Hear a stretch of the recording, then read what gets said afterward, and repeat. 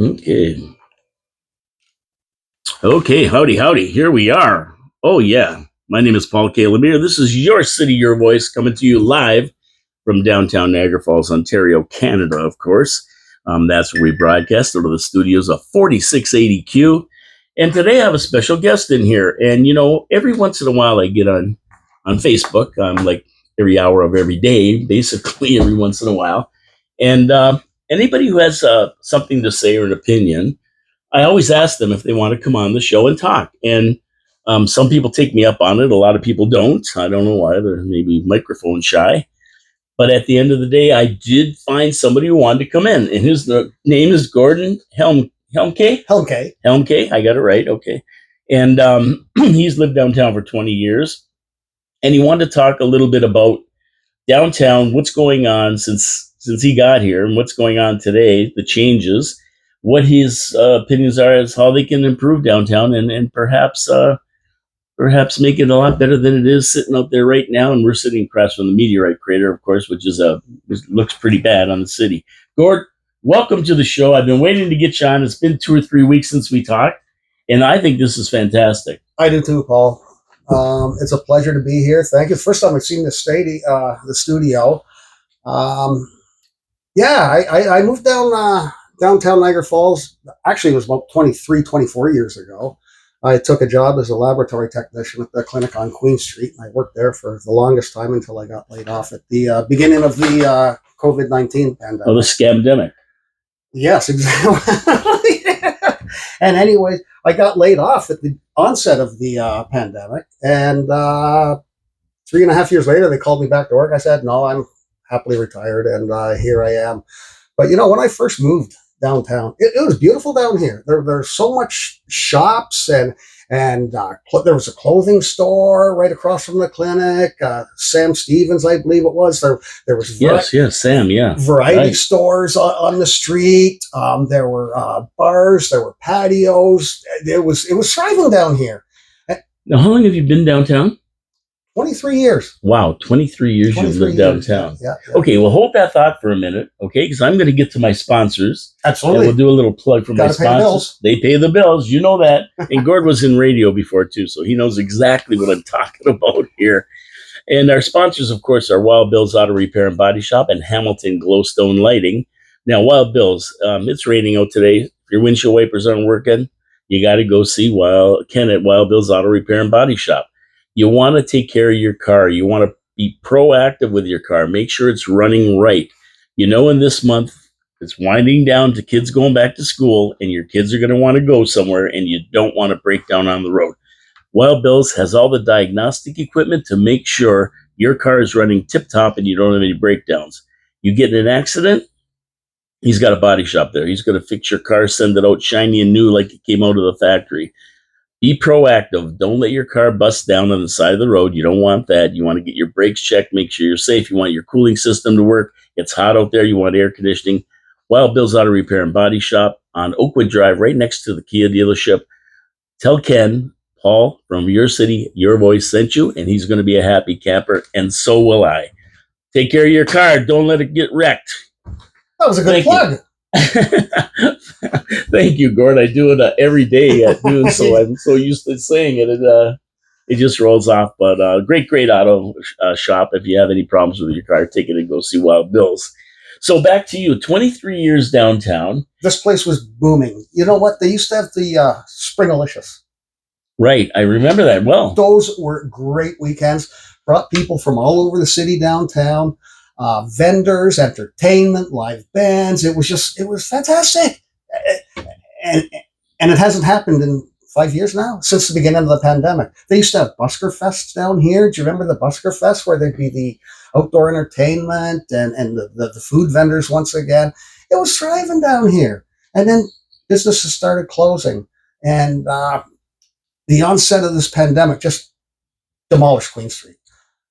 I noticed that I'm just taking the last 2 years into consideration, that the end of the BIA seemed to be the end of a lot of things down here, including the Santa Claus parade, including beautiful lights on Queen Street last Christmas, including flowers and that kind of thing.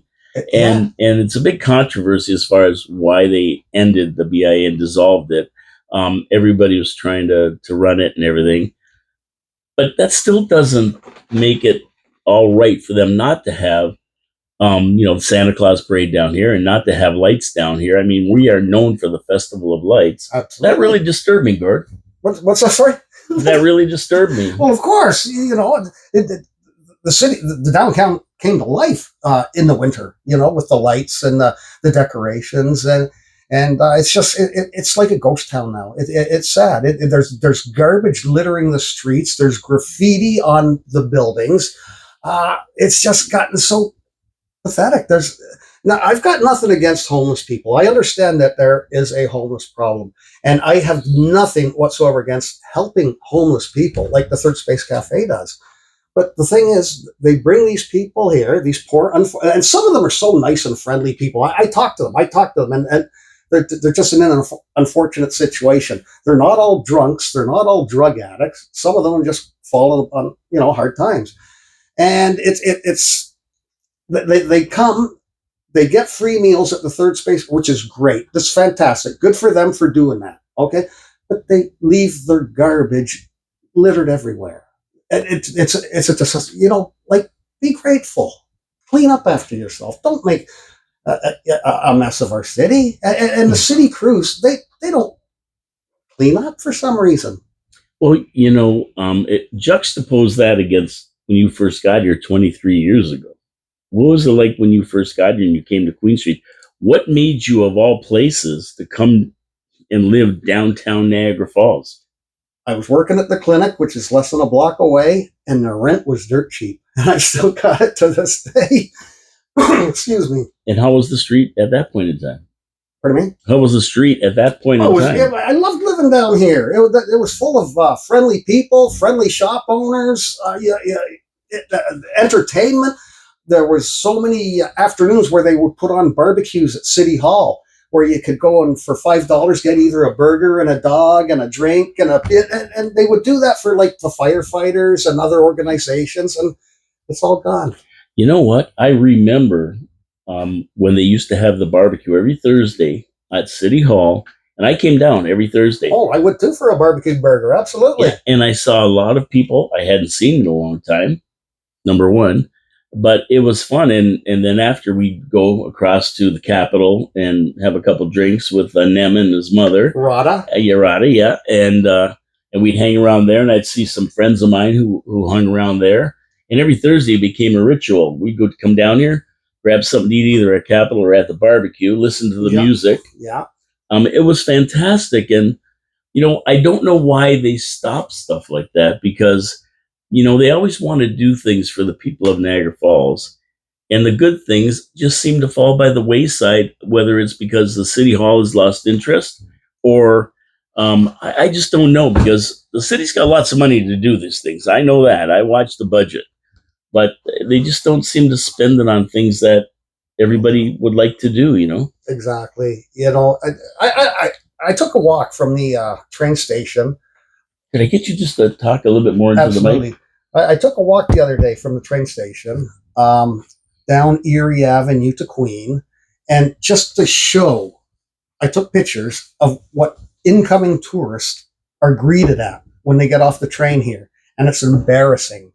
The graffiti, the filth, the garbage. People, I showed you the picture of the defecation in the doorway right across from City Hall. Like, why would they not take an interest in cleaning this up and presenting a better image for our city? I've traveled all over the world, and when I tell people that I'm from Niagara Falls, they say, "Oh, wow, lucky you. That must be beautiful." I say, "Yeah, I live downtown Niagara Falls." And, "Oh, wow, that must be incredible." I don't have the heart to tell them what it's really like. I just say, "Yeah, it's a beautiful place." Yes. Well, I think a lot of people think that Clifton Hill is downtown Niagara Falls.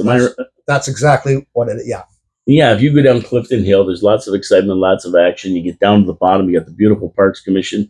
The Niagara Falls itself is just one of the 7 natural wonders of the world. And how can you go wrong? When people see that, they go, yeah, what a city. But I don't know. Have you ever been to Atlantic City? No. Atlantic City is the boardwalk and the ocean. It's beautiful. Then you get a block away, and it's the projects. Okay, yeah. And this is kind of reminding me like that. And we're going to talk about that a little bit later. Absolutely. But I think they're going to get this GO train going. They want to go 7 days a week, 4 or 5 times a day or whatever. I mean, I just can't imagine walking off that GO train and anticipating the pictures you see of the beautiful Niagara Falls and getting out and see the boarded up Lord Nelson or Pussy Willow Inn or whatever they called it. Graffiti, garbage, and the weeds and open parking lots like the meteorite crater here. It's just, I just think people getting off the train, it's got to be disheartening. Definitely. And embarrassing. I don't understand why our mayor isn't embarrassed that this is what tourists coming to Niagara Falls, this is the first thing they see. It's mind-boggling. It really is, because an old saying in politics is, if you give people a clean city with good roads in a safe city, you'll never not get elected. You'll be elected for the rest of your life. And we don't see any of that here. No. We see stabbings and shootings and all kinds of crap going on. We have weeds overgrown, and Councillor Nodo's, Tony Baldinelli, he said, before we start getting on citizens because of the overgrown weeds, we better take care of our own house first, right? In other words, don't bother people until you get every one of your weed-infested empty lots cleaned up. And that's just bylaws, right? Yeah. It boggles my mind that there's buildings on Queen Street that are so dilapidated and run down, but yet if someone had a house on Niagara Street in St. Catharines that they let get to that level of disrepair, the city would go in and clean it up and charge them to clean it because they don't want the neighborhood looking bad. So why can't they implement something like that here on Queen Street? Like tell the owner of that place beside the clinic that's it's a factory outlet that's boarded up and there's a gate. Yeah. And what an eyesore. That the owner of that building should be forced to clean it up, paint it. It boggles my mind. And it seems to me like as long as they're paying taxes on it, nobody bothers them. That's probably what it is. As long as they're paying taxes, even though it looks like hell and it doesn't do anything for the downtown. And, I know Phil Ritchie at Kiefer Developments next door, right? I think he's done a tremendous job fixing this street up. He's done a lot of work down here in that. I don't know if he owns that building or not, but, Phil doesn't own that building. Because he would fix it. That's what I was just going to say. Yeah, Phil does not own that building. No, his buildings are all nice. Yes. They look great. Phil's a good guy. He's a great guy. Yeah. I've dealt with Phil many times, and he's a really, really good guy. And, you go in there and ask him for almost anything. He'll help you out. Yeah. He's very, very good. But we still need these other absent landlords, and that's what I call them. That's what they are. Absentee landlords, and we got to get on them. And if not, then, like you said, just go and fix it yourself. And charge them.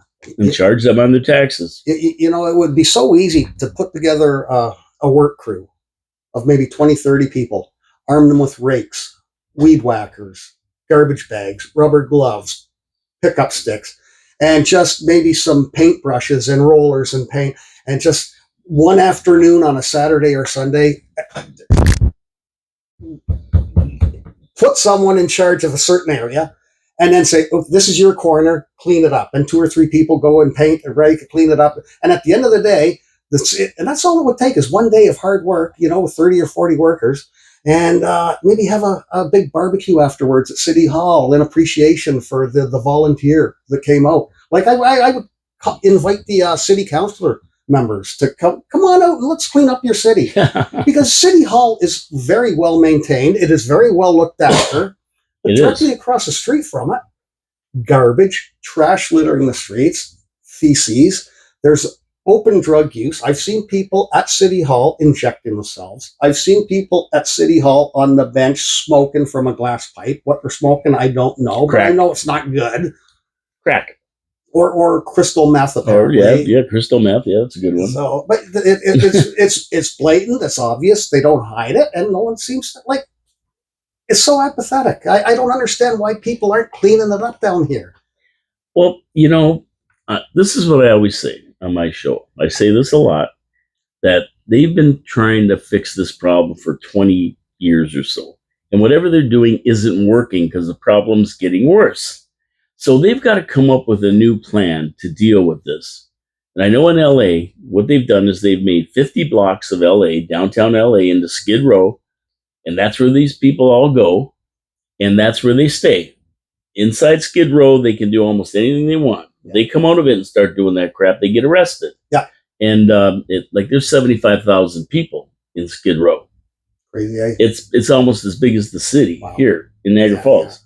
And we've got maybe 100 or 200, but they just got to find a way to move them out of the downtown core because it doesn't help. And I've been through so many different phases of downtown. I've been through the glory years when every Thursday night was cruise night and everybody would be downtown. I heard about that. It was amazing. And I worked at a clothing store right on the street, so I saw it all. And then we went through the Niagara Square years where, the downtown was decimated by the new Niagara Square, and that basically killed downtown when they put that in. Yeah. And then we went through the 80s where there was all bars and hookers. And I missed that. Believe me, it was ugly. It's not the glamorous escort you see in Las Vegas, but they were wandering the streets. And like I say, my grandmother lived right there, so I saw it all. But what was happening is that the drinking age over the river was 21 and it was 19 here. Yeah. Or it was 18, actually. It turned into 18 for a while. And we would get all the people from over there coming over here and causing trouble. In this area, you wouldn't want to walk around it at night. There's fights and stabbings and all kinds of stuff. They finally cleaned that up. And then we get into the 90s. That's when you got here 20 years ago, right? Yeah. Early 2000. 2000. Yeah, so you were here for that phase, so you've seen it all down here during that time. And I don't know why. I just feel that back in the early 2000s, maybe 2000, I don't know, maybe 11, 12, somewhere in around there, it was starting to get better. It was. Am I wrong or am I right? No, you're correct. You're 100% correct. It was getting better. It was really, the shops were opening. One thing that I can't understand is that Queen Bean coffee shop across from the new university, that is a potential gold mine right now, and it's been sitting vacant for over years. I don't know why someone doesn't go in there, open it up, because with all the students coming in, it's going to be a hot spot. The street has potential once again. Do you think we're going to get those students? Are we going to get them? We haven't got them yet. We haven't seen any. I'm being optimistic. I'm hoping so. I've seen all the work that they've done in the Hatch building and the preparation of the cafeteria, the library, the classrooms. And I'm an optimist, so I'm hoping that it does work well. But we'll see. I know Lori Lococo at the last city council meeting had her concerns about 2,000 people allegedly coming here. And then, where are they going to live? What are they going to do? And where they were talking September. And if we do get 2,000, I don't know where these people are going to go. There's nowhere to live in Niagara Falls. What are they going to do? The crater. Well, they can camp out in the crater. I mean, they're doing that in Brantford with these schools. Mike Lucid was on the show here. He has a business down on Park Street on the other side of Erie Avenue. The electric, snappy bikes or whatever he calls them. Yeah. And he was saying that that's what they're doing in Brantford. There's 20 people living in a house because there's nowhere. They don't have housing for them, and some are pitching tents, and they're almost like homeless. So I don't know how they're going to deal with that. And it doesn't appear that Gus, the Global University Systems, for the University of Niagara Falls, is responsible for housing these people they're bringing in, and on student visas, they're allowed to bring in their families and stuff. So, I mean, although we think it's going to help downtown, I'm not that sure about it. Yeah. I don't know if we'll ever see 10 to 15,000. I don't think we'll see 2,000 in September. I can't imagine it, but if we do, it's not bad. It's just, where are they going to go? Exactly. Now, once upon a time, there was rumors that they were going to be building an apartment complex where the Rosbergs was, and the meteor as well, the meteor crater. And that lot is sat vacant for years and unattended. It could do with a lawn mowing and trimming and cleaning up, like that whole area on Erie where those buildings mysteriously burnt down. Well, yeah, we know. I mean, the homeless are doing what the city won't. Right, they're taking over these old buildings that nobody wants, and they're decrepit, and the owners are absent, and they don't take care of them. And there's another one on the corner here. They have to still work on the homeless to get rid of it.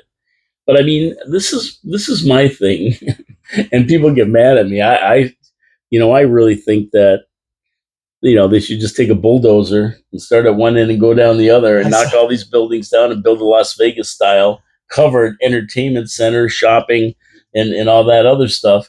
And let's just forget about it. I mean, the heritage people don't like that because they want to keep the heritage buildings. Yeah. But, here's what always got me, Gordon. I don't know your opinion on this, but we are within a mile of 12 million people that comes in Niagara Falls every year. I don't understand why we can't get a percentage of that 12 million people to drive a mile to come down to Queen Street and support it. It's all Clifton Hill. They get all the business. Yeah, and they're a mile away. Yeah. Why can't we direct them or somehow get them down here to see what Queen Street has to offer? Right now, there's nothing really to offer. Well, that's a good point. Like bring in some shops. It's so sad. I've seen so many people come in and start businesses only to go under and be kicked out of the premises because they can't pay their bill, because there's no one coming into their shops, their restaurants, their stores. It's heartbreaking. It's sad to see. Yeah, and heaven knows that people have tried to open businesses, but I don't know if they don't get the support. I don't know if you remember back in the 80s with Mordecai Grun. I don't know if you recognize that name. I recognize the name. I was brought up and raised in St. Catharines, the next city over. But right on. I definitely recognize that name for some reason. Yeah, he came down and he was going to basically try to gentrify downtown, bring Mordecai. People in. Yeah, Mordecai Grun.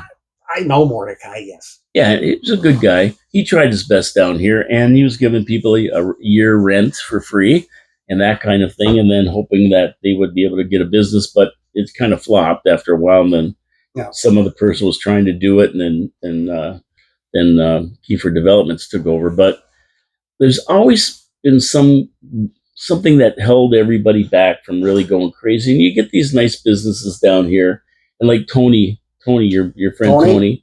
Yeah, he's been my barber for 23 years. Barber? I don't understand that word. No, I can see that. Great guy though, but I do know nice I know Tony, and he's been here, but he's like a destination, at this point, because people go there for a certain service. Exactly. Whereas if you open a store that you're not a destination, like more of a general clothing store or something, it's very hard to get people to come downtown. And I know I was reading a couple things downtown, and I'll get your thought on this because you live down here and you probably know if this would help or not. But a gentleman named Dan Frail, he wrote a letter to the editor on July 29th, and he believes that the solution to a thriving downtown rests on one thing: free parking. And for locals, and to enjoy all of what downtown has to offer without having to pay for parking. You think it's that simple? It's not that simple. It would certainly help, though. It would certainly help because I've seen when they've given out free parking down here. Yes, temporary lengths of time. There was one time when for a couple of years, they gave everyone 90 minutes of free parking. And that was great. It did bring people down. I definitely saw an influx of more people down here, and they all of a sudden stopped it for some reason, and it's returned to the ghost town. It's not just as simple as free parking, but that would help. That would be one of the building blocks. Yeah, great idea. And I know that for a lot of years, it was free parking down here. And, if you just want to come down and, support a Grand Central or the new Cuban Havana Club or any of these little businesses down here, you want to go in and highlight and have breakfast for an hour with that. Mm-hmm. You got to worry about the meter, and then you got to have a card because now they don't take money, they take cards, and or else you got to park on a side street and have a long walk, to the place, and you got to have an hour and a half, I think, out front. Yeah. And these guys are like vultures. I mean, they swoop in. Yeah. The minute that timer expires, they're right there. They're right there. And they know too, because they get a notice on their phone or whatever, or their unit that they hold. Mm. But to not have to worry about that and be down here and come down to support local businesses, it only makes sense, doesn't it? It does. It certainly does. Now, You don't have to be. You don't want to be in a store checking it out and having to worry about whether you're going to walk out and have a ticket. That's not fair. Especially when you're working against these malls, these mini malls and everything with free parking and lots of parking. Yeah. Like, a lot of times, when you get older, especially, you don't want that long walk. You want to get as close as you can. Yeah. And if you go, I choose places that are in a mall situation where I don't have to park way away and walk. Mm-hmm. I can park right there. And I also pick places that have parking lots that are big enough for their clientele, where you have lots of parking. Rather than try to find parking, down at Yanks and have to pay $10. I love Yanks. Their food is fantastic. Oh. Down in Center Street, but you have to pay $10 to park or whatever. And you can't park on the street. Your thing runs out and then you can park with the meters. But then if you get hung up, it's a busy night. You get there for more than you put in the meter, then you got to go back. And it's kind of like, just so nice to be able to just park up front for free and don't have to worry about it. And don't get me going about parking at the hospitals. Oh, that's right. Yeah. The way they gouge people that want to go see a sick relative, or the prices are astronomical, and the staff even have to pay. Yeah. Did you know that the staff, the nurses, the doctors, they have to pay to park where they go to work? That's crazy. That's insane. I mean, I just when my mother was in there, I just bought the month pass. It was $80. That's like 10 days. They charge $8 a day. Yeah. So I just bought the pass for the month and then paid it forward. I mean, if I didn't use it all, I just gave it to somebody who I saw in the hospital with their parents or family and said, "Here, you could, But you can't do that nowadays. No, because they want you to punch in your license plate number. Oh, and then when you put your ticket in the window, okay. They come by and they check. They make sure that and if you were to have an hour left on that and give it to your buddy Joe Blow, and he put that in his window, the parking spot is paid for, but not by him. Oh, so and he'll get a ticket for not having it paid for under his name and license plate. It's insane. So what do you think about Mayor Diodati's $35? Once a year, $35. You can park on the street for 2 hours. You can't park in lots, but on the streets for 2 hours, whenever you want. I've never heard of that. Yeah, he brought it out at a city council meeting a few weeks ago, and it's a great idea for city residents only, right? But my thing is, Jimmy does for 13% over 2 years in taxes. Why don't you just put a parking thing in every tax notice that goes out and let people park for free for the year? I mean, where's the perks of having $25 million a year coming into city coffers from the casino? They can't give $35 parking. I know. Well, I don't know. It just seems like a trivial amount. I mean, I would never pay for it only because I don't park on city streets. Yeah. And you can't use it at the hospital only because you'll never find parking. Go to the hospital and try to find street parking. Yeah, well, yeah. Like if you're not going at 7 a.m. for some minor procedure, you're going to be either walking a long way or you're going to be parking in their lot, right? Where they gouge you. But I think that Dan Frail, I think back to that, I think he's got a pretty good idea there with the offering free parking. I mean, that would help. That would bring people down, guaranteed. I've seen it in the past, like I said. Yeah. And I don't know what it would cost them, but I mean, I'm sure they can find a way to subsidize or find a way to pay for it or whatever, right? And I think what happened before was that the BIA was paying for it, and then they couldn't afford to pay for it anymore, so they threw it back to the city, and the city wasn't going to pay for it, so they put the machines back in which are vandalized constantly. Oh yeah. Oh yeah, the machines. Oh yeah, they're the graffiti. They get spit on. They get garbage thrown on them, and it's. Yeah, I know, and when you go down Queen Street too, like there's a guy I see all the time over here with a big shopping cart, and he's got a buddy with him all the time, And this guy is there consistently every day, day in, day out. I don't know where he sleeps with that big shopping cart. He might sleep on the bench there. I'm not down here at night, so I don't know. But is there no way they can move him out? Apparently not. I remember there was a time we had a resident in one of the apartment buildings who used to work on his motorbike every day and make a absolute mess. Something wrong here? Yeah, I'm just looking at this. The light's off, and I don't know why. Oh, there it goes. Okay, I don't know why it went off. Oh, but anyway, anyways, I don't know how long it's been off for, so we'll see how much you get. You might be picked up on my microphone for a little bit. Oh, really? Okay. I don't know why it went off. Okay, it's back on now. Okay, where were we talking? Maybe it's running. I was talking about the one resident that used to work on his bike every day, motorbike, on right on the sidewalk in front of one of the apartment buildings, and he made a mess. Spray paint, oil stains on the sidewalk. I would call the mayor. I would call the city and say, "Can we do something about this guy? He's intimidating. He scares people walking down the streets." And what he was doing, he was pretending to work on his bike, but he was actually selling narcotics. Oh. So it looked like he's busy on his bike working. People come up to him. They make their little shady deal. Go ahead. And the mayor didn't care about it. They saw it every day. The city workers saw it every day. But apparently their hands were tied because he was on a sidewalk. He wasn't on the road. He wasn't on the landlord's property because it was the sidewalks deemed public.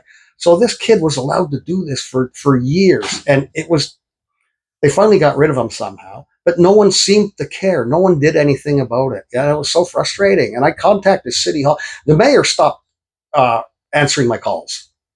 He started ignoring my emails. And he has a habit of that. Yeah.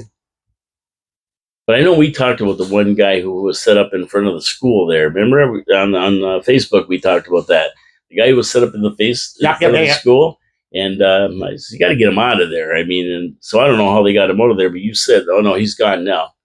He's gone now. I remember that conversation. But he left his stuff behind, which sat there for days before the city came and cleaned it up. And that this is supposed to be a university for young students coming in from all over the world. And if their parents were to see this, they'd be appalled. I'm not sending my child there. Well, they think they just came from where they used to live. It's crazy. It's crazy. If anybody's wondering what I'm doing, I put my microphone right in the middle of us, Gord, because yours has gone out, and I don't know if it needs a charge or what happened to it. It shouldn't, but hey, what do I know? But this one's working, so it should pick us both up. Alrighty. So this one. No, that one's good. The little one here that we use for the video. Oh. So just anybody's watching on video, you see me monkeying around here. Well, that's why we're going to try to get both of us on the one mic. There we go. Okay. Innovation, technical glitches. That's part of technology. Yeah. So we're going to get into more about downtown. And but first, I want to get my other sponsor in. Absolutely. Hamilton Glowstone Lighting. So if you've ever been into a neighborhood and you've seen a house that's lit up beautifully, you go, wow, look at that. That's just a little bit different than most houses. Where do they get all these lights? Well, it's probably Hamilton Glowstone Lighting, the leader in permanent outdoor lighting. So you remember those days when you got to climb up a ladder in the cold, hang your Christmas lights, cords hanging all over the place. You fall off the ladder, break your neck. Yeah, you don't want to be doing that anymore. One solution, Hamilton Glowstone Lighting, they put up track lighting around your house, and it matches your colors of your house, so you don't even see it in the daytime. And then at night, you turn it on by using your phone, and you can combine it like a million different colors. Red and green for Christmas. The lights are built in zones. Wow. Red and green for Christmas, red and white for Canada Day, orange for Halloween, green for St. Patrick's Day, purple for Prince's birthday, whatever you want. Like, it doesn't matter, right? And they're all sealed and soldered, so impervious to dust, impervious to moisture. There's a lifetime warranty on these lights from Hamilton Glowstone Lighting. So it's fantastic. It adds value to your house. It adds safety to your house. It lights up all your walkways, your paths, your driveway, so you can see what's going on when you get home at night. and they offer financing. If you want to Griswold your house, do your Christmas vacation, you can go crazy, and you can finance it if you don't want to plop down a big wad of change. So that's Hamilton Glowstone Lighting. You got to see a house that is lit up like this, and they have lots of houses they've done in their gallery. That's at glowstonelighting.com, just like it sounds. GLOWSTONELIGHTING, glowstonelighting.com. Check it out. You'll see all the houses. If you want a free estimate, well, what you do is you call up Colin Buckborough. He's the owner, and his number is 289-969-1797. I'll repeat it because get your time to get a pen out. Colin Buckborough, 289-969-1797. Yeah, give him a call. Free estimate, and he'll take care of you. Tell him Paul from your city, your voice sent you, and believe me, your house, it adds value to your house. When people come to look at it and they go, wow, where did this guy get these lights from? Yeah, it's Hamilton Glowstone Lighting. Sounds like an amazing product. It is amazing. And when you see one, you know it, because the houses look different than any other house anywhere. And there's probably a lot of businesses that use them as well, right? Instead of neon and that kind of thing. And like I say, they're all LED, so they're not going to make your meter spin around and cost you a lot of money. LED is low cost lighting, right? So fantastic product. Yeah. Sounds neat. Yep. Yeah, there you go. Sold. It's the first time I've heard of it, but it sounds great. Oh yeah, and you did a wonderful job plugging it. Oh, if you see it, you'll know it. Believe me, they're really good. Do you think the downtown dissolving the BIA was a good move by council? No, not at all. Not at all. No. These people that are on the BIA, they have an interest. They have a vested interest in the downtown, and so they're going to work proactively to make it better, I think. And right now it seems like there's no leadership, and no one cares about what's happened to this downtown, and it's deteriorating. It's getting worse.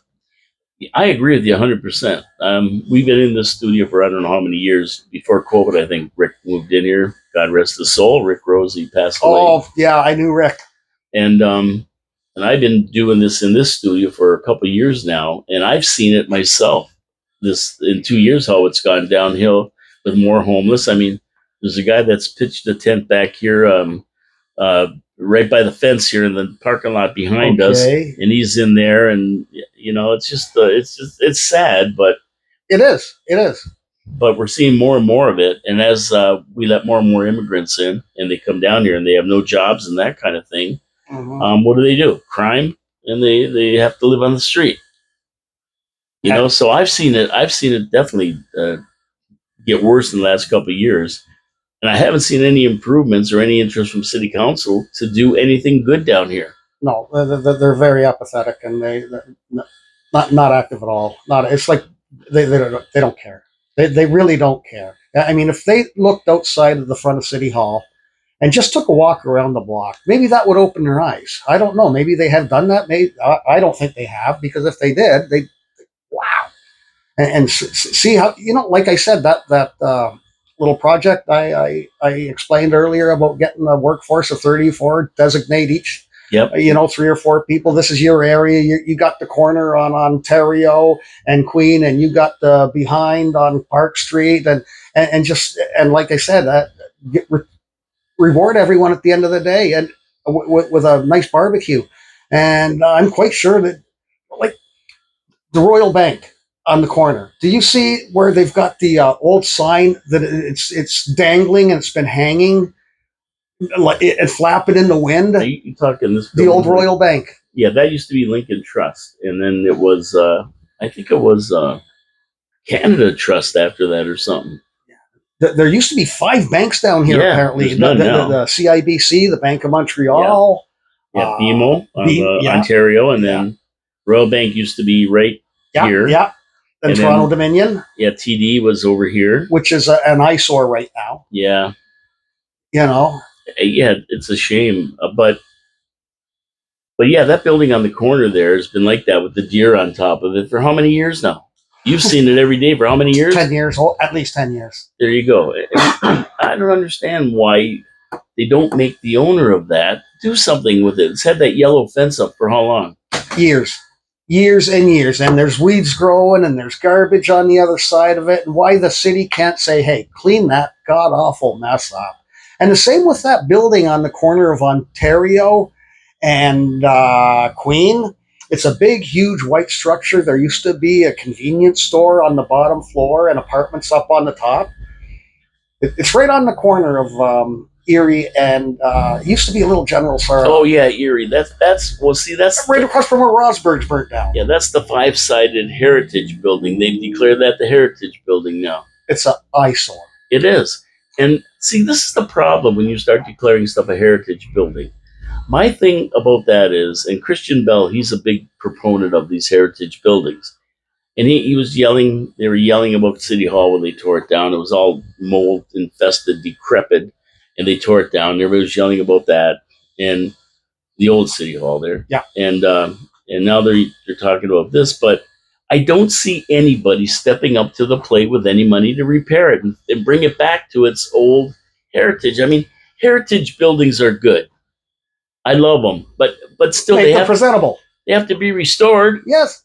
If you don't take care of them, yeah. What's the heritage of that? It's going to end up falling down if somebody doesn't do something. It's a hideous eyesore, and City Council and the mayor should be embarrassed that it's right across from City Hall. They should be embarrassed. Yeah, somebody should do something with it. Either fix it up or just bulldoze it. You know, like, I hate to say that because, the heritage people go crazy on me.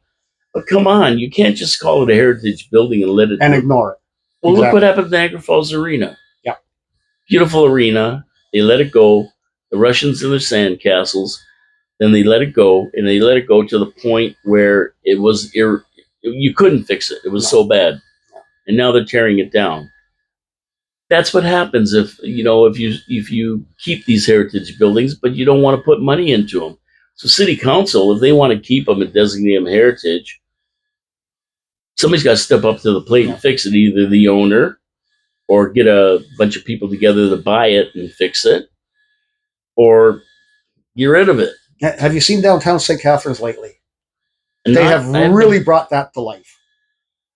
Yeah, and because they're smart. There are so many restaurants, different ethnicities. There's German, Korean, Japanese, sushi bars, blah, blah. They're all down the street. And many years ago, probably about 20, 30 years ago, downtown St. Catharines, St. Paul Street was in a total state of disrepair. It was worse than Queen Street here in Niagara Falls. And that's what they basically did. They went in and they tore down the old arenas and they built a new Meridian Center. They built a performing arts center. They've cleaned it right up. And guess what? It's come back to life 100%. Downtown St. Catharines is really nice. And 20 years ago, it was a garbage pit like this. Yeah, and we build a new arena, and where do we build it? Over there. Yeah. Why not down here somewhere? We got lots of land. Like they did in St. Catharines. They were smart about it. They said this arena is going to attract people. People go down there for the ice dog games. Yep. They get there early, like I did. Yeah. You go to a bar, have something to eat, a couple of beers. You go to the ice dog games. The place is packed. The street is packed. And after it lets out, everybody goes out and has a beer at one of these places. Exactly. And same thing with the Performing Arts Center. Yes. They bring in very good acts down there. A lot of Canadian talent. And it's all the businesses on St. Paul Street thrive because of that. After the shows, people go there to the bars before the show and after the shows. And it's a win-win for everyone. So where do we put ours? It would be, you know what, where the old Rosberg building used to be. Yeah, so, but where do we put ours? Right by the casino. Where people I see what are already going down that area. Yeah. Why not put it down here and have something like that down here to attract 5,000 people? I agree. To attract 5,000 people and support the businesses down here.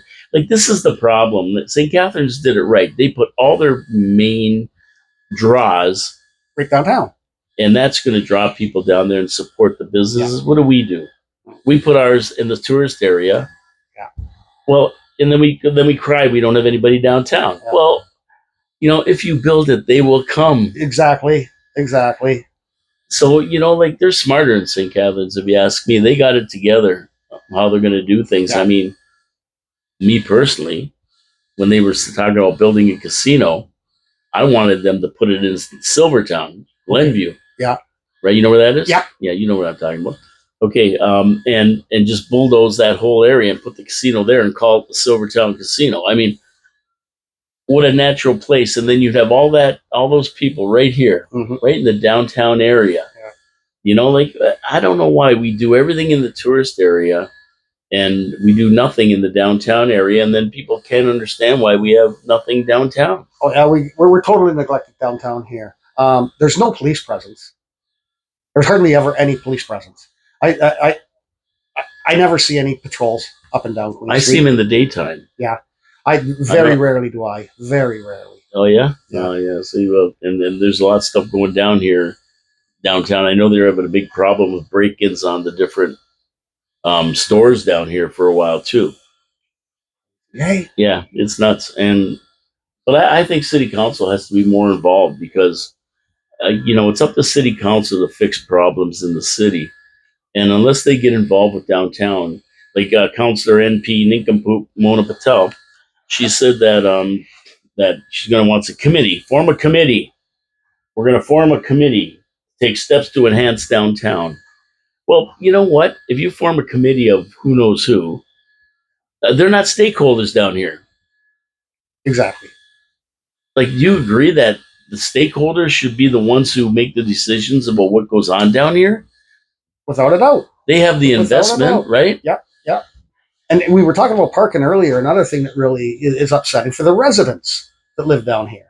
Okay, if you have someone that wants to come and visit you from out of town or from anywhere, they got to pay to park to come and visit family. Yeah, that's insane.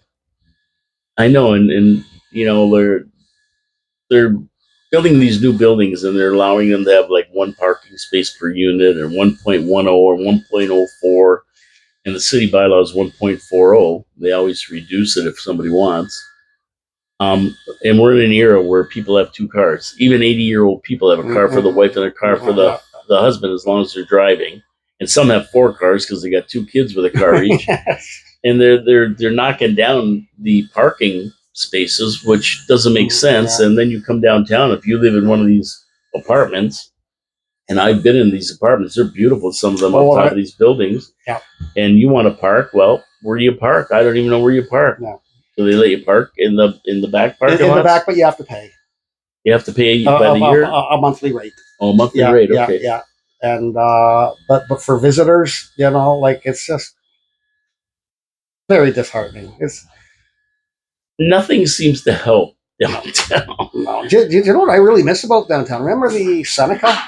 The Seneca Theater. They used to have a lot of cover bands come in. Yes. Like Electric Light Orchestra cover band, Led Zeppelin cover, Fleetwood. They were fantastic shows. That they put on. So put together professionally, and great light shows, incredible sound.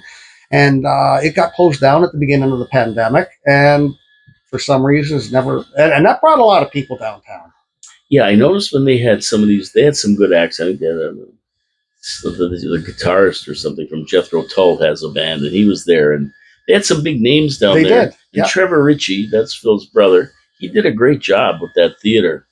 But, the pandemic, they screwed us with the pandemic, the government, by closing everything down. Oh. And a lot of businesses, not just the Seneca, never recovered. Oh. And here we are stuck now with an empty theater, and I don't know if somebody bought it. I don't know what's going on with it, but it's vacant. There's nothing going on. And it was heartbreaking because there's where the old City Cafe used to be. You remember the City Cafe? Milo used to own it, the big bearded white fella.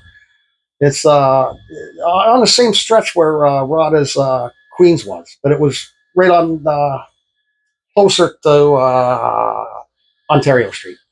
Okay, yeah. Okay. I know where you're talking about. It was called the Queen's Cafe.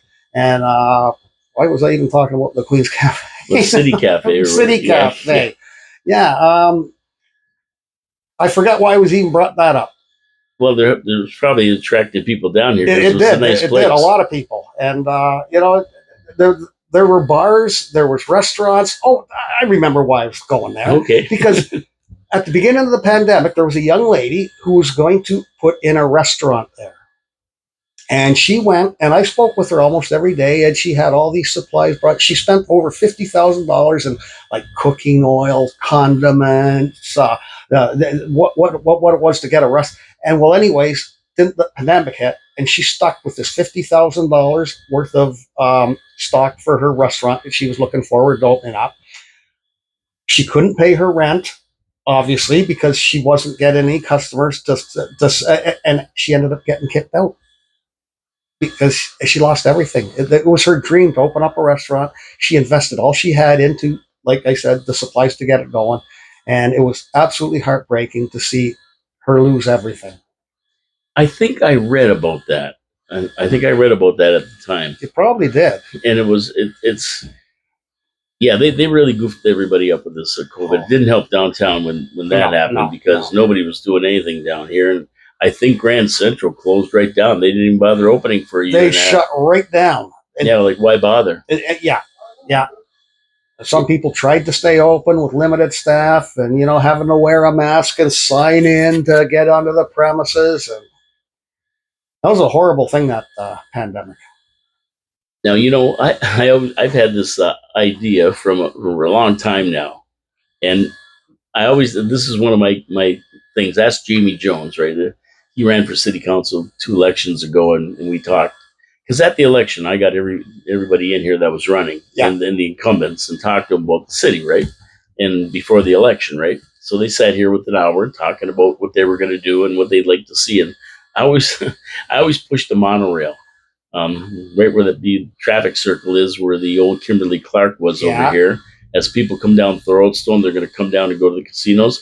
Have a station there for a monorail, run it right down here, right down Park Street where the old railway line used to be, and around, and have a station on Queen Street, and then head down towards the falls, right? And anybody getting off the trains could pick it up. Anybody getting driving in instead of driving down to the falls, it's so busy, could pick it up there. And it would be a draw in itself, a monorail. And it would just go down there, elevated. It wouldn't, like things like that. And then I know people laugh about downtown covering it all over and that and how much it would cost. But, if you want to make it vibrant, you got to have a draw. Something's got to bring people down here. And then once they get down here, they got to be blown away. Yeah. They can't, and I don't mean blown away like a bomb went off down on Bridge Street. That's not being blown away. No. I just don't see anybody on city council or anybody coming up with any great ideas to bring people 1 mile from Clifton Hill and the casinos and that, a couple miles downtown. And it's just it's got to be discouraging for anybody owning a business here. Do you talk to business owners a lot? Or Oh yeah. And what do they have to say? It's very frustrating for them. For example, the Hair Lovers place. Tony and his family take great pride in the appearance of the outdoor of that building. They've got that factory outlet place that's in total disrepair. And on the other side of that, there's the Broderick Law Office. Now, that building is very nice. Tony's office is very nice. And the shops beside that Hook Me Up, the Joe, and then the clinic, they all look after it. But there's that one gaping, ugly eyesore. And it just boggles my mind that City Hall or someone of authority does say, clean that mess up. That's disgusting. Because if it was in his neighborhood, if that building was across the street from Mayor Jim Diabates or a house beside him, he wouldn't stand for it, guaranteed. No. He wouldn't stand for it. And people, because they don't live here, they don't care. And I've had people attack me on Facebook when I've posted pictures to say, why is this allowed to happen? And people will attack, well, why don't you go out and clean it up? You got nothing better to do. Because it's not my job. I'm retired. I should be enjoying my life, not going around picking up garbage when there's people on city that get paid for that.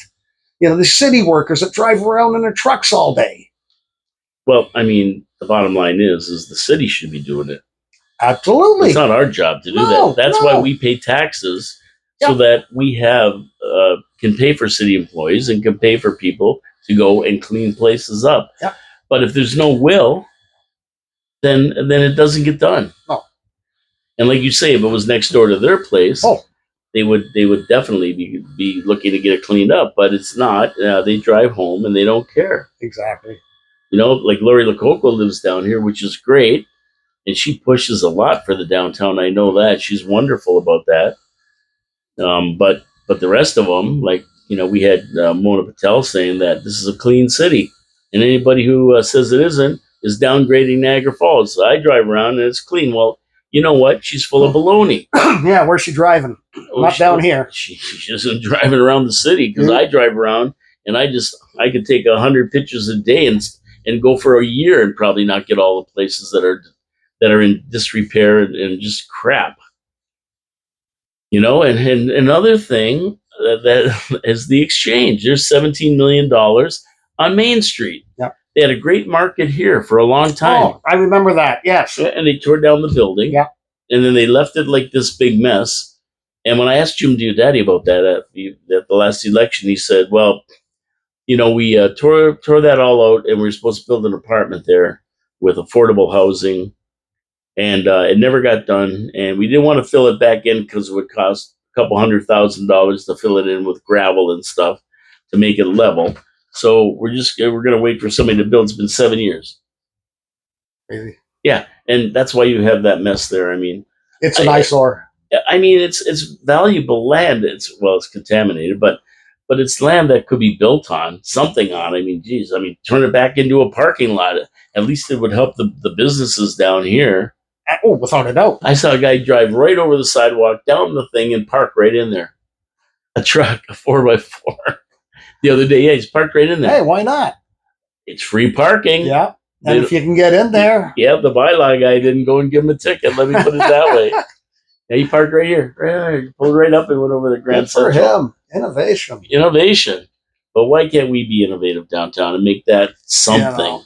And another thing for the residents down here, there are a lot of residents that live on Queen Street. There are some really nice apartment buildings down here. And what would be nice is be a convenience store or a grocery store on Queen Street. If people want to go for groceries, they got to travel either to Lococo's or way down to Shoppers Drug Mart. But have something right downtown for the residents. And I'm going to tell you one thing. If they ever announce they're building a condominium or some big structure that held, a couple hundred apartments or whatever down on the old Rosberg's parking lot, or here or anywhere, you would see a grocery store coming fast because they're not coming in until you get the people. Okay, that's the problem. That makes sense. That makes sense. Right. Unfortunately, it's business. Yeah. We got to remember that a lot of people don't do stuff for the good of their heart. They do it to make money. Yeah. And these people, whether you get Loblaws or Zayres or any of these big names, right? Doesn't matter, Freshco. They do unlimited surveys to find out who's down here, what their shopping habits are. They spend millions of dollars on that kind of thing. And they'll do a look down here and they'll say no. That makes sense, unfortunately. They'll say no because, look, the look of it right away, they just go, I don't want a store down here. Why am I going to build a brand new, beautiful store down there? Yeah. Oh, there's no banks down there. Well, what brings people downtown? Nothing. Yeah. So you want me to be the guy that brings people downtown? There's a reason that when you see a McDonald's, there's a Burger King and a Pizza Hut, and there's a Wendy's and everything right next to it. Yeah. It's because they draw people. Location, right? They draw people. What's the draw downtown? Unfortunately, I can't think of one right now. And that's sad. Yeah. That's sad, because if you had a draw down here and would bring people down here, then they would. The other businesses would flourish as well. Exactly, because they all, like in this kind of a business, you can't create customers, right? You have to steal them. Mm-hmm. So McDonald's builds here and Pizza Hut builds next to it. Why?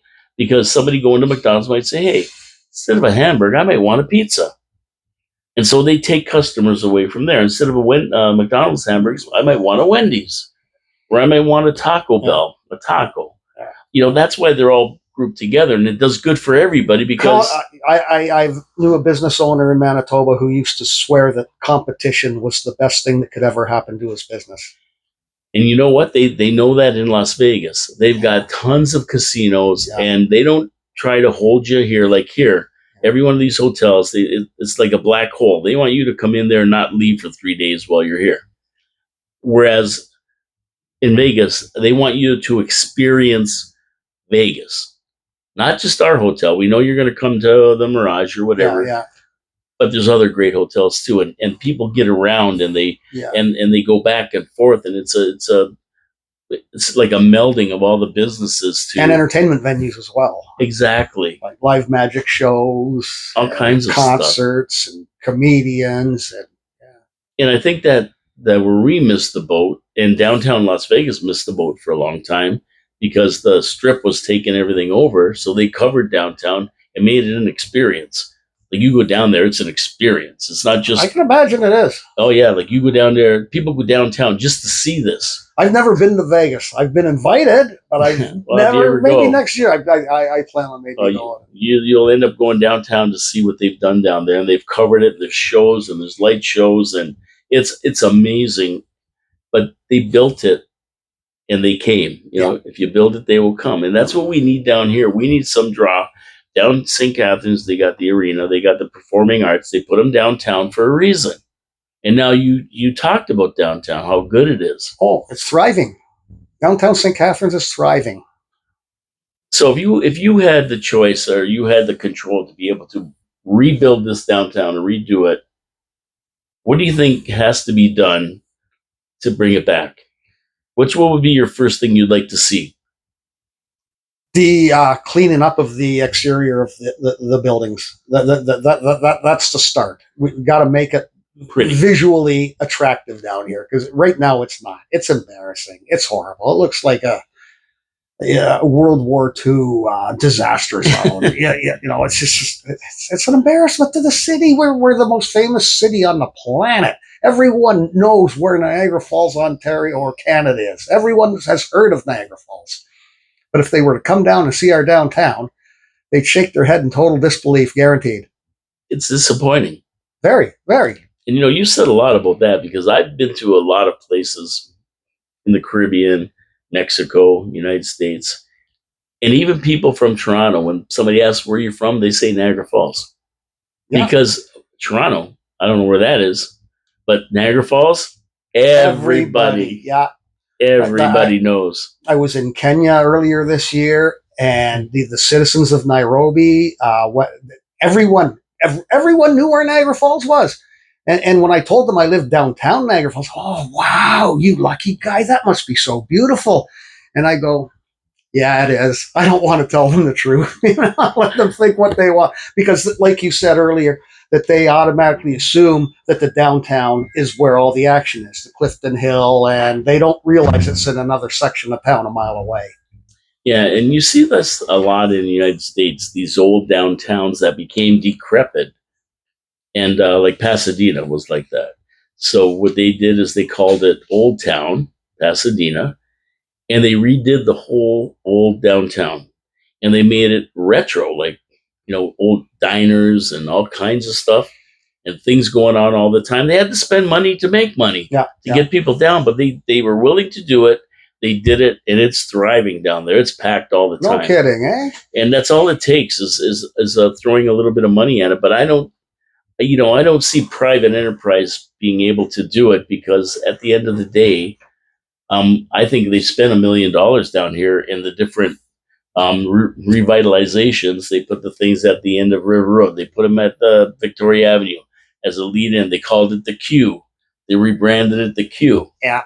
But, you know, they're trying to be hip and cool, the Q. But nah. The fancy arches over the street. And the Q. I mean, listen, old parts of town are not hip and fancy. What they are is old, historic. And you build to go to that. You know, you go to that, right? The old and historic. That's what you want to do. And they've got to get back to that. And you look at a town like Niagara Lake, where they've kept that old historic. Exactly. And they kept out the high-rise buildings and all the other stuff. If it didn't fit in with the flavor of what they were trying to do, then they didn't do it. And they had a clear mind as to what they wanted it to be. I do not believe the city council and the mayor have had a clear mind of what they want downtown to be. No. And that's why it has become nothing. And speaking of Niagara-on-the-Lake, the streets are spotless. You don't see garbage anywhere. You know, same with downtown St. Catharines. They keep it clean. And like I said, I've been, when I was in the military, I've traveled all over. I've been to Germany, Switzerland, Austria.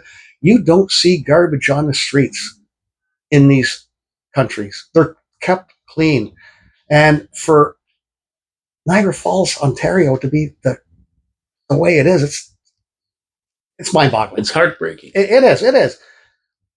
You know, I was even in Africa, like I said, when I was in Africa earlier this year.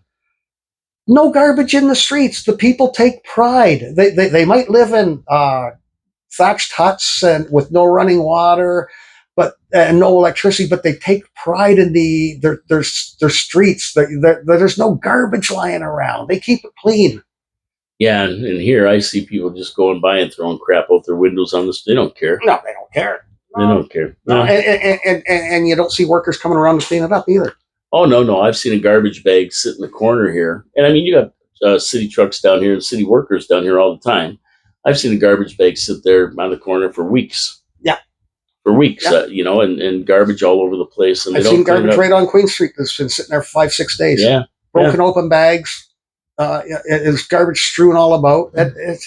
It's embarrassing. It's mind-boggling, really. And it's getting worse. So somebody's got to come up with a new solution. Somebody's got to come up, and I think it's got to be city council that steps up to the plate and takes responsibility for downtown and starts getting things. I mean, it's pretty easy to make even a meteor crater look better by, making those weeds, getting in there, cleaning up all the weeds, cutting it, trimming it. The lots coming down Bridge Street, cutting them, trimming them. People who have weeds 8 feet tall in front of the yard, having the bylaw guys go and force them to cut it. I don't understand why that doesn't happen.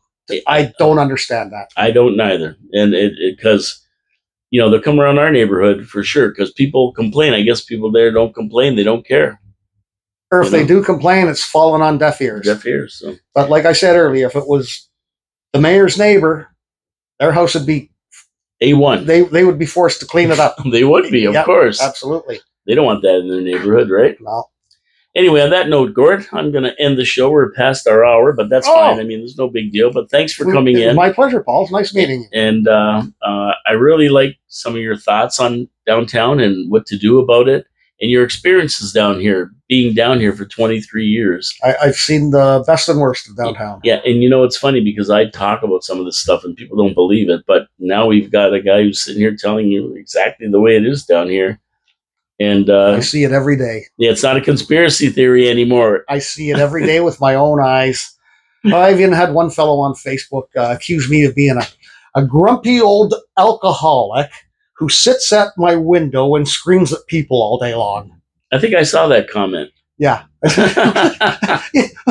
He's got me confused with someone else. I mean, I like the odd beer. I don't think I'm an alcoholic, and I don't scream at people. Oh, he said I scream at children on the street. Well, first of all, there's no children. I haven't seen any children on the street so ever. I don't know who he's got me confused with. I don't know. You must look like somebody. You know what? There's a lot of clowns on Facebook, and whenever I post something on our group, Queen Street Commons, I get a lot of positive feedback. But also I get 5% of the negative. People go, "Oh, you asshole! You got nothing better to do than just sit in your window and scream at people and complain. Get up and do something yourself." Well, like I said, that's not my job. That's right. I agree. That's not my job. We pay taxes. That's not our job. No. So, I mean, if I'm walking down the street and I do see something, I'll pick it up and drop it in the next litter box. I'll do that.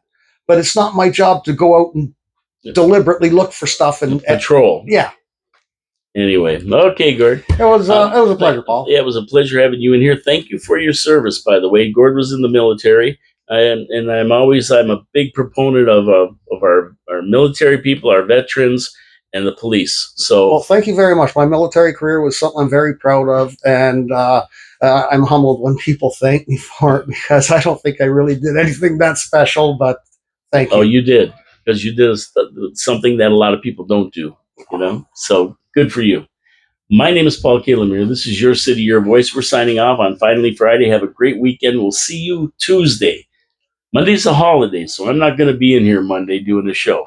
And Tuesday, Peter Dichter's coming in, and we're going to rip a lot of stuff apart because there's a lot going on in the world. And you know, when Peter comes in, we get crazy. Support our sponsors, Wild Bill's Auto Repair and Body Shop, Hamilton Glowstone Lighting.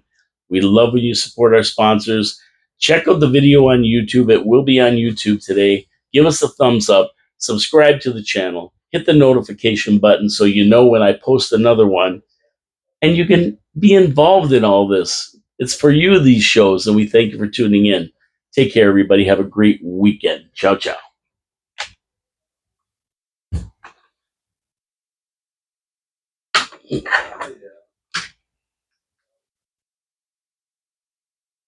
I'm curious to see how that turned out.